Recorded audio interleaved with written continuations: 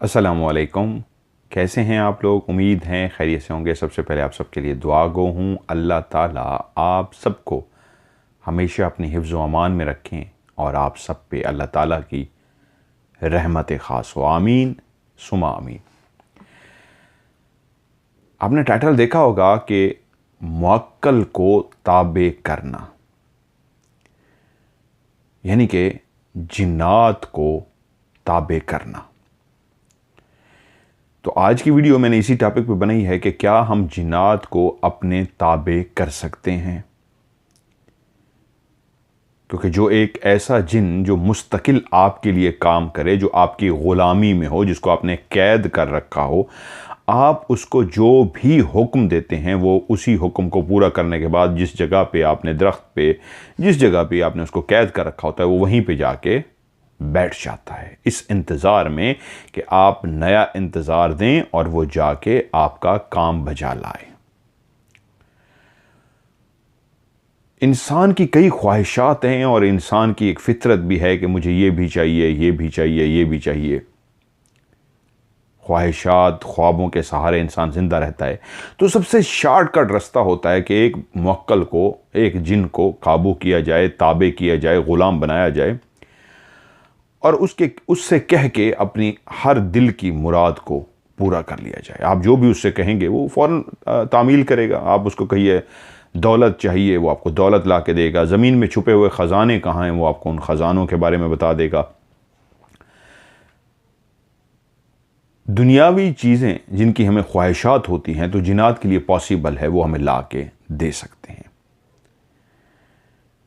तो एक अमल जो मैं आपको अभी बताने जा रहा हूँ जिन्नात के हवाले से, मुअक्कल ताबे करना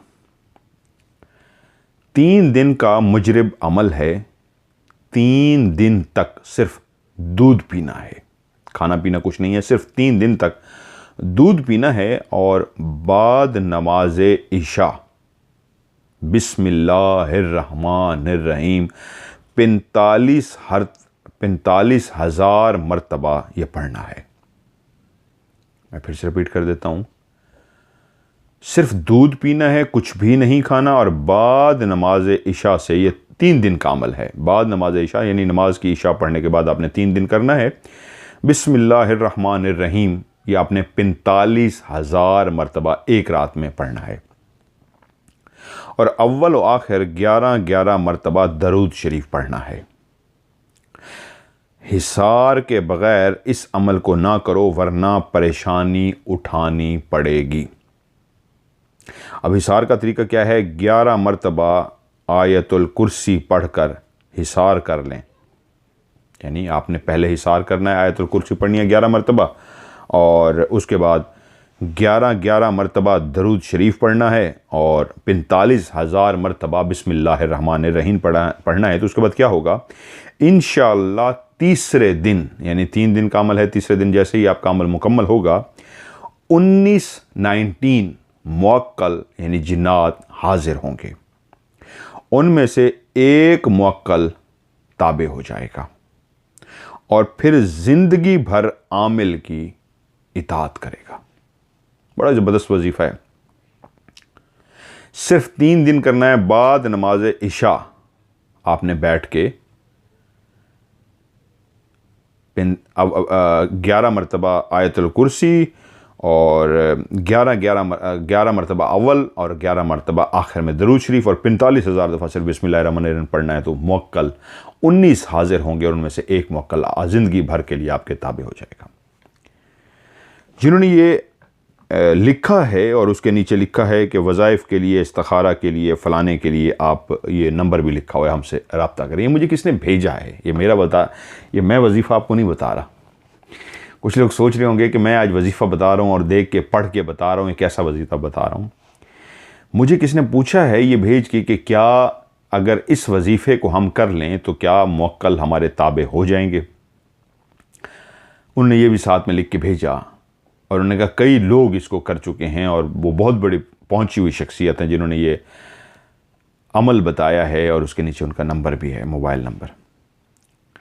अब मैं आप लोगों से पूछता हूँ, सिर्फ 3 दिन कौन ऐसा शख्स है जो ज़िंदगी में नहीं चाहेगा कि मैं 3 दिन बैठ के सिर्फ 45,000 पढ़ ही लेते जैसे कि बंदा मैं बिस्मिल्लाहिर्रहमानिर्रहीम पढ़ूँ और मुवक्किल कुछ भी कहे बगैर एक जिन 19 जिन हाजिर होंगे, उनमें से एक आपके ताबे हो जाएगा जब तक आप जिंदा हैं। आपको खाने की टेंशन नहीं, पैसे की टेंशन नहीं, गाड़ी की टेंशन नहीं, बंगले की टेंशन नहीं, हर वो चीज़ जो आप दुनिया में चाहते हैं वो अरेंज करके दे देगा, मुवक्किल बन जाएगा आपका। कुछ ना भी करे जिन आपका तो इतना काफ़ी नहीं है, जाओ फलाने की बातें सुन के आओ, वो तो किसी को नज़र नहीं आता, छुपा हुआ होता है। जिन जाएगा फलाने की बातें सुन के आएगा, फलाने की बातें सुन के आएगा, तो आपको आके सब राज और नाज की बातें बताएगा। ये जो बड़े बड़े ममालिक हैं जिनकी एजेंसियां बड़ा बड़ा काम करती हैं, जासूस पैदा करते हैं और वो भेजते हैं दूसरे मुल्कों में, जाएं वो फाइल लेके आएँ, वो फार्मूला लेके आएँ, वो जासूसी करके आएँ, ये पता करके आएँ। वो क्या पागल हैं? उनको इस बात का पता ही नहीं, देखें उनको पता ही नहीं चल सका इतनी बड़ी बात का। वो किसी भी एक मुवक्किल को हायर करें, किसी भी अपने बंदे को बिठाएं, किसी भी बंदे को कहें 3 दिन बैठ के तो ही पढ़ना है और उसके बाद मुवक्किल हाजिर मौजर की ड्यूटी लगाएं, जाओ जाके उस मुल्क की फ़लाँ जासूसी करो, फ़लाँ फ़ाइल उठाओ, ये करो वो करो। और इससे भी अहम बात, जिन्होंने ये वजीफ़ा बनाया है नीचे नंबर लिख दिया है कि मेरे पास आएँ, अगर मसला हल नहीं होता तो मैं करूँगा, तो भाई आप खुद क्यों नहीं मुवक्किल को ताबे कर लेते? ज़रूरत ही नहीं है दूसरे आपके पास हैं 5,000 10,000 लेके आप उनके जो मसले हल करोगे, सीधा सीधा मुवक्किल ताबे करो और उसके बाद ख़त्म आपके मसले मसाइल। आप ऑर्डर लगाओ, जिन जाके मसले हल करके ले आएगा। अब आते हैं मुद्दे की तरफ कि मैंने ये वीडियो क्यों आपके साथ शेयर की, ये एक मुवक्किल को हासिल करने का ये क्यों बताया, तो कॉन्सेप्ट मैं क्लियर कर दूं। इस तरह अगर मुवक्किल किसी के भी ग़ुलाम बन सकते तो यकीन मानिए दुनिया तबाह हो जा चुकी होती। अल्लाह ने जो पर्दा रखा हुआ है, जिन्नात सुन सुन के सबको बता रहे होते हैं दुनिया में कैसी बड़ी बड़ी चोरियां हुई हैं। कहे ना मुवक्किल को, आपके पास तो या पीर साहब एक बड़ा मुवक्किल है, चोरी का बताए, ढूंढ के दे चोरी। पीर साहब कितने दुनिया में हैं जिनके पास मुवक्किल थे, जब उनकी चोरी हुई तो वो थाने जाकर रपट दर्ज करवा रहे थे, मुवक्किल से काम नहीं लिया। कई आपके बड़े बड़े पीर, कई नामवर इस वक्त पाकिस्तान के बड़े बड़े आलिम फाजिल हैं जिनको दुनिया बहुत मुकद्दस उनके मोजज़ात से जानती है। लोगों को फूंक मारते हैं, उनकी बीमारी ख़त्म हो जाती है, जबकि जब वो खुद कभी बीमार हुए हैं तो अस्पताल की तस्वीरें आई हैं, वो अस्पताल में इलाज करा रहे हैं। जो दूसरों को फूंक मार के खुद ठीक कर देते हैं, तो खुद अपने इलाज फूंक मार के ठीक क्यों नहीं करते? क्या वो फूंक अपने लिए नहीं है? फूंक तो अल्लाह का कलाम है, तो जब आपने किया वो ठीक हो गया तो अपने लिए भी फूंक मारे। समझने वाली बात यह है, दुनिया मरीख पे पहुंचने लगी है और अगर इन बातों के पीछे हम पड़े रहे और इस तरह मुवक्किल काबू हो सकते होते तो जिसने ये शेयर कराया सबसे पहले वो खुद काबू करता। 19 मुवक्किल उसने लिख दिए और इस पर ढेरों ढेर वीडियोस बनी हुई हैं कि जी मुवक्किल ताबे नहीं होता। दुनिया, मैंने कहा ना तबाह हो जाएगी, तो इसका मतलब क्या है? कैसे तबाह होगी? राज़ो न्याज ख़त्म हो जाएगी। हर बंदे के कमरे में एक मुवक्किल घुसा होगा, वो आपकी बातें सुन रहा होगा, जाके दूसरों को बता रहा होगा। कोई प्राइवेसी आपकी नहीं रहेगी, कुछ भी ना कराएं उसे प्राइवेसी नहीं रहेगी। बैंकों में पैसे चोरी होने शुरू हो जाएंगे, बैंकों में रखा हुआ खजाना चोरी होना शुरू हो जाएगा। आपने बैंक का दरवाज़ा खोलने ठक करके एक चीज़ उड़ती हुई गई, जिन ले गया। मतलब ना करें, खुदा का वास्ता है ना करें, प्रैक्टिकली बने। दुनियावी ख्वाहिशात को पूरा किया जा सकता है, ये तो बात सच है, कुरान मजीद से भी पूरा कर सकते हैं, law of attraction, manifestation, meditation से भी पूरा कर सकते हैं। दोनों चीज़ें क्या है? सेम ही है। अब क्योंकि उसमें अल्लाह का जिक्र है, अल्लाह की वहदानियत है, यकीन कामिल है, अल्लाह की ज़ात पे तवक्कल है, आप चीज़ हासिल कर लेते हैं, उसको वो मुराकबा बोलते हैं। मैं इस पर मुसलसल वीडियोस बनाता आ रहा हूँ। और वो उसको क्या कहते हैं? यूनिवर्स, कायनात, उससे मांगना है। यूनिवर्स क्या देगी आपको? Positive energy. उस पॉजिटिव एनर्जी से क्या होगा? आप जो चीज़ चाहते हैं ज़िंदगी में हासिल कर सकते हैं। तो आप मैनिफेस्टेशन करें, मेडिटेशन करें। हाँ सही है ये बात, बिल्कुल इससे मिलता है। होता क्या है, इंसान जब अपने रब से यकीन कामिल बना लेता है कि मेरा रब मुझे देगा, उसके नसीब में नहीं भी होता तो उसकी उस मोहब्बत को, उसकी उस अकीदत को, उसके उस यकीन कामिल को, उसके उस तवक्कल को देख के अल्लाह फरिश्तों को मुखातिब करके कहता है, देखो इस बंदे को मैंने देना भी नहीं था, लेकिन मेरे इस बंदे को मेरी ज़ात पे इतना यकीन है कि मैं इसको दे दूंगा। इसके इस यकीन कामिल को देखते हुए मैं इसको अता कर रहा हूँ, उसको अता हो जाता है। तो वो चीज़ जो नसीब में भी ना हो, अल्लाह आपको दे सकता है। अल्लाह के अलावा कोई चीज़ आपको नहीं दे सकती। तो मैनिफेस्टेशन क्या है, मेडिटेशन क्या है, मुराकबा क्या है, योगा क्या है, ये वही चीज़ें हैं जिससे आप अपना तवक्कल बना रहे होते हैं। यही चीज़ें होती हैं जिस पे आप फोकस कर रहे होते हैं। रब से दुआ मांगनी है तो दुआ मांगते हैं, या अल्लाह हिली जा रहे हैं, ओ वेख यार बच्चा की करता पिया है, तो आपकी तवज्जो बच्चे की तरफ क्यों गई है? दुआ मांगनी है तो दुनिया को भूल जाएं। दुआ मांगनी है बच्चों को, बीवी को, घर वालों को, दोस्तों को, सबको भूल के उस लम्हे आप हो और आपका अल्लाह हो, बीच में कोई भी ना हो। कुछ लम्हों के लिए जब तक नमाज पढ़ी, दुआ पढ़ी, राब्ता ही अल्लाह से रहा। यही मैनिफेस्टेशन है, यही मेडिटेशन है, यही मुराकबा है, यही कनेक्टिविटी है, यही यकीन कामिल है। तो मैनिफेस्टेशन में भी यही होता है कि जब आप एक बैठ के फोकस करते हैं तो आपने डिस्कनेक्ट होना होता है दुनिया से, कि आप भूल जाएं आप कहाँ बैठे हैं, आप कौन है, आप क्या कर रहे हैं। कुछ लम्हे के लिए आपने कनेक्ट होना है। जो आप तख़य्युल बना रहे हैं, जो आपके ख्यालों में आप एक प्रोग्रामिंग बना रहे हैं, मैं एक म्यूज़िक चल रहा है, मैं एक पहाड़ की चोटी पे बैठा हूँ, आबशारें बह रही हैं, ग्रीनरी ग्रीन है, बड़े बड़े दरख्त हैं, सब्ज़ा ही सब्ज़ा है, परिंदे चहचहा रहे हैं, एक सुकून है, बहुत ज़्यादा सुकून है। आप इस पर फोकस कर रहे हैं। और यही पैसे के लिए जो करता है वो कहता है मेरे ऊपर पैसों की बारिश हो रही है, एक समंदर की आवाज़ आ रही है, समंदर पानी से नहीं नोटों से भरा हुआ मेरे लिए नोट लेके आ रहा है। आप प्रोग्रामिंग क्या कर रहे हैं? मेडिटेशन मैनिफेस्टेशन क्या आप प्रोग्रामिंग कर रहे हैं? वहीं बैठे हुए मैं कहाँ जा रहा हूँ, मेरे पास बहुत लग्जरी गाड़ी है, मेरा बहुत बड़ा घर है, मैं उसके बाद वहाँ जा रहा हूँ, मैं उसके बाद वहाँ जा रहा हूँ। एक्चुअली ये सारी बातें आप अपने सबकॉन्शियस को बता रहे हैं। मेरी बहुत सारी वीडियोस आप लोग देख चुके हैं, beta state of mind, alpha state of mind. Alpha state of mind में जब आप जाते हैं तो आपकी बॉडी के अंदर से अल्फा वेव्स निकलती हैं और अल्फा वेव्स ही आप सब कुछ करती हैं। दुनिया में जो कुछ भी होता है अल्फा वेव से होता है। नजरेबद हसद, ये साइंस की थ्योरी है, हसद नजरेबद अल्फा वेव से लगता है।